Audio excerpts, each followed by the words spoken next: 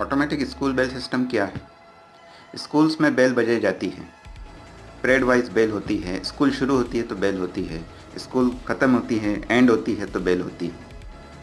तो ये पूरा जो है अक्सर स्कूलों में मैनुअली होता है, या तो बटन दबाया जाता है बेल का, या तो हैमर किया जाता है, स्ट्राइक किया जाता है किसी प्लेट को, तो बेल का साउंड क्रिएट होता है। मैंने एक प्रोजेक्ट डिज़ाइन किया हूँ जिसमें ये सारा प्रोसेस ऑटोमेटिक होता है। एक डिजिटल टाइमर होगा जिसमें सारे स्कूल का शेड्यूल सेट होगा, long bell, short bell, recess bell, school शुरू होने से लेकर तो स्कूल एंड होने तक ये सारा शेड्यूल जो है एक स्कूल टाइमर, डिजिटल टाइमर जो मेरा प्रोजेक्ट है उसमें पूरा स्टोर होगा, जो हम उसमें सेट करेंगे, एंटर करेंगे। और रिंगिंग बेल जो है उसके आगे कनेक्ट होती है, वो ऑटोमेटिकली रिंग होंगी